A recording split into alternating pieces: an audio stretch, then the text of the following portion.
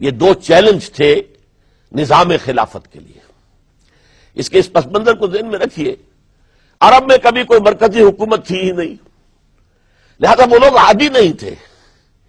اگر کوئی حکومت پہلے ہوتی تو کوئی ٹیکس ہوتے، پہلے کوئی عادی ہوتے، وہ تو وہاں پر تو کوئی نظام تھا ہی نہیں.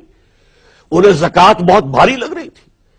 ہم سے یہ لیا جا رہا ہے، ہماری آمدنی کا ایک حصہ، یہ بہت انہیں کھل رہا تھا، شاخ گزر رہا تھا. اسی طریقے سے عرب کی صورت یہ تھی کہ پورا ملک تقسیم تھا، قبائلی، اور ہر قبیلے کا سردار گویا کہ اپنے علاقے کا وہ بے تاج بادشاہ تھا.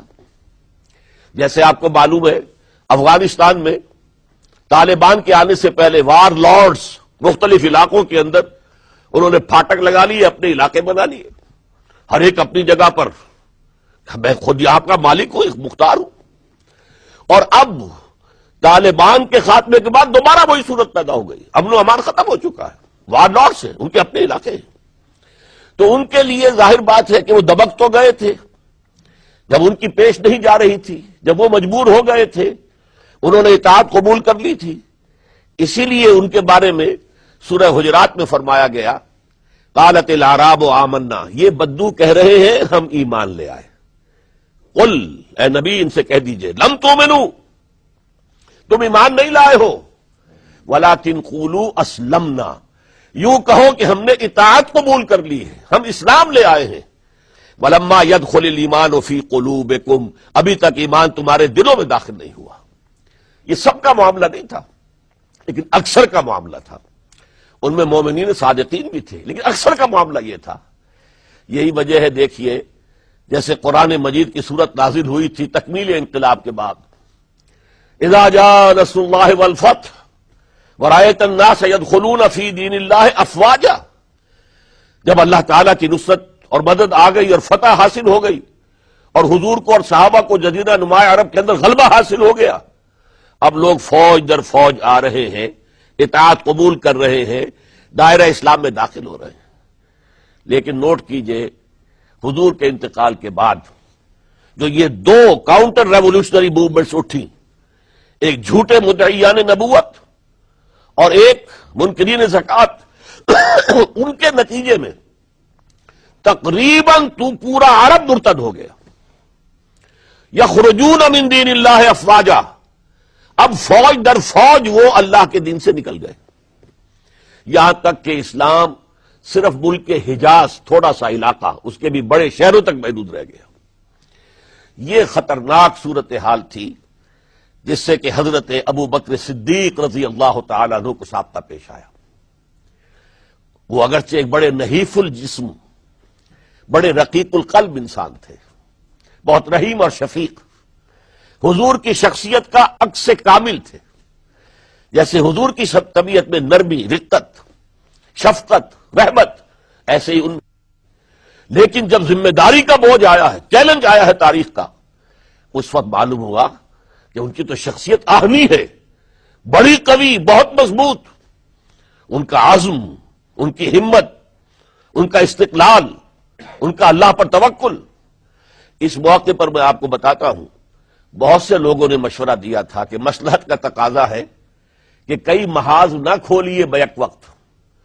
مسلمانوں کے دل پہلے ہی زخمی ہیں حضور کے انتقال کی وجہ سے. پھر حضور نے ایک جیش اسامہ تیار کیا تھا، ہم نے چاہا تھا کہ آپ اسے روک دیں، آپ نے کہا نہیں، جو لشکر حضور نے تیار کیا ابو بکر اسے نہیں روکے گا، وہ گیا. پھر جو مدعیان نبوت ہوئے وہ تو یقیناً کافر ہو گئے، لہذا ان سے بھی قتال کرنا پڑے گا.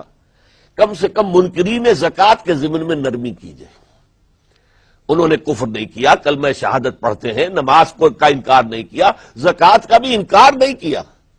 یہ کہا کہ ہم آپ کو نہیں دیں گے، اپنی زکوٰۃ جمع کریں گے، اپنے ہی غریبوں میں تقسیم کر دیں گے. لیکن حضرت ابو بکر اور یہاں تک کہ حضرت عمر نے مشورہ دیا کہ مصلحت کا تقاضا ہے کہ مانعین زکوٰۃ کے ساتھ نرمی کی جائے.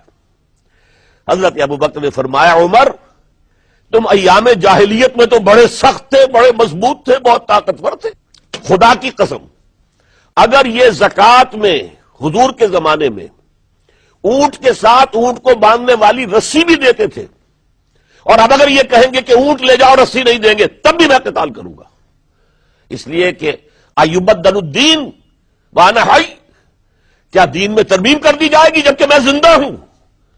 ابو بکر کے جیتے جی یہ نہیں ہو سکتا۔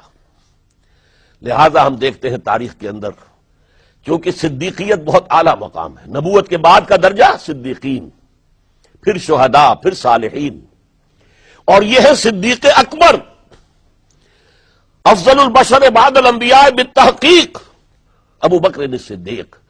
سال 1.5 سال کے اندر دونوں فتنوں کی سرکوبی کر دی گئی، کنسولیڈیٹ ہو گیا انقلاب دوبارہ، اس میں ہزاروں صحابہ کرام کی جانیں گئی۔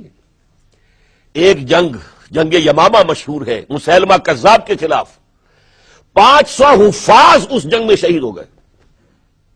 تشویش ہو گئی کہ اگر حفاظ جو ہے اس طرح شہید ہو گئے تو کہیں قرآن گم نہ ہو جائے، ضائع نہ ہو جائے، کتابی شکل میں تو تھا ہی نہیں، وہ تو سینوں میں محفوظ تھا۔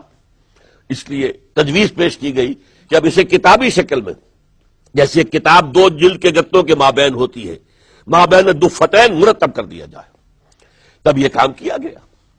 بہرحال پہلا مرحلہ یہ تھا کہ کاؤنٹر ریولوشنری موومنٹس، چونکہ ابھی انقلاب صرف عرب میں آیا تھا اور عرب ہی کے اندر سے کاؤنٹر ریولوشنری موومنٹس ابری، جھوٹی نبوت اور مانعین زکوٰۃ کی شکل میں، اور حضرت ابوبکر رضی اللہ تعالی عنہ نے اپنی عظیمت کا ثبوت دیتے ہوئے ان دونوں موومنٹس کو کچل کر رکھ دیا اور انقلاب اسلامی کو اثر نو کنسولیڈیٹ کر کے پھر قیادت حکم خداوندی کی روح سے کہ ان کے انتقال کا وقت آ گیا تو حضرت عمر فاروق کو نامزد کر کے ان کے سپرد کر دی رضی اللہ تعالی عنہ۔